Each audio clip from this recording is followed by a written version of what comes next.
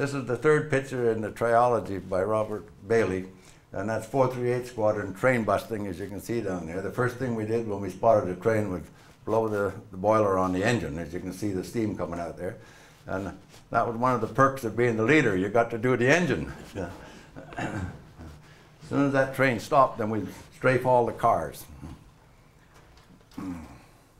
That's a picture of a 438 Squadron dive bomb on that little bridge you see down at the bottom on the right-hand side. And you guys recognize those little black puffs there. And when I used to see the red centers, you knew they were getting too close to you. Jack Meadows, I put this picture in for you. Yeah. That must be what they call a G pedal. Jack was telling me that some of the fighters had G pedals, which is another pedal up above the rudder pedal that you could put your feet up into so you could take more G. But I don't remember them on the Typhoon. I don't remember putting my feet up there. But it shows it there, Jack. This is a little model that I was over visiting Juno Beach Center, and they didn't have a Typhoon over there. So I bought this Typhoon from a guy in Halifax, and we went to work on it, and Ted Havens changed the coupe from the old cage coupe to the modern coupe. And Ted, you painted it too, didn't you? And my son-in-law made, Rick's father, made the prop and the bomb racks and the bombs, and my granddaughter painted the nose art on it. And then we took it over and delivered it to Juno Beach Center. It's hanging in Juno Beach right now. That model was on the internet, and I contacted the fella, and he lived in Vancouver. So he come to the Legion for lunch, and he brought it with him, and he gave it to me. So now it's sitting in my front room. You're getting the message. The Pulverizer is a famous airplane. Now, Rick, we need the tape. We were coming in from an op one day, and Radio Canada were there interviewing the pilots. And me being the leader, they picked on me for the interview. And Rick is going to play you the interview right now so you can hear what it sounds like.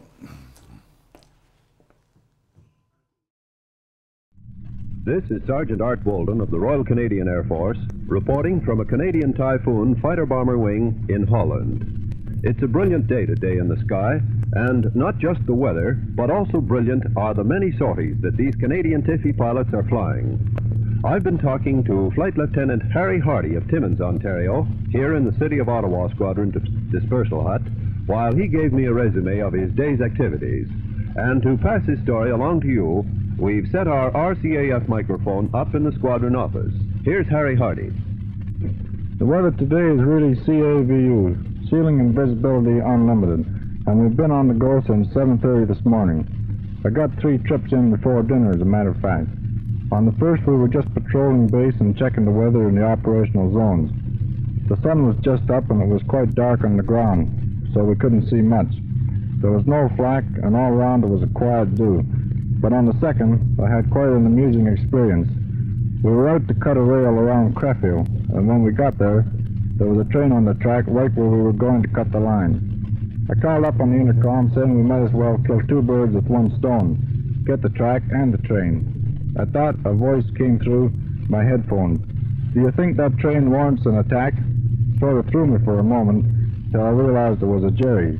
I challenged him, but he didn't reply, so I knew he wasn't one of ours. We went on down then to attack the train and the tracks with 1,000-pounders. There was heavy flak in the area and rivets. What are rivets, Harry? That's what we call small flak. It gets that name from its appearance as it comes up at you. It's on fire, actually tracer stuff, and flames past you. That was all the opposition we got, so there were no enemy aircraft at all. I haven't seen any all day. On our third due, we were out on an armed recce and clobbered 2 trucks and a large camouflage wagon. The first truck was opposite, outside of Kempen, where we got it right down on the deck. We were just pulling up from that attack when we spotted a large camouflage horse-drawn wagon and went down again after it. One of the boys must have cut the horses loose with the wagon, with his cannon from the wagon. There was no one around that I could see. and they went tearing down the road hell for leather. Just up from the wagon we got another truck, and that's the day's activity up till now. Harry, you were telling me about the appearance of the ground over that way. Would you pass it along for our listeners? Well, there was no enemy activity at all down below. The area over which we were attacking being partly flooded and the German army dug in. You can actually see them down there, but they're just sitting, except for every once in a while when they throw up rivets at you. Thank you very much, Flight Lieutenant Harry Hardy of Timmins, Ontario. And we'll leave you now to get back to your Typhoon and take advantage of this CAVU day. This is Sergeant Art Bolden of the Royal Canadian Air Force, reporting from a Canadian Typhoon Fighter Bomber Wing in Holland.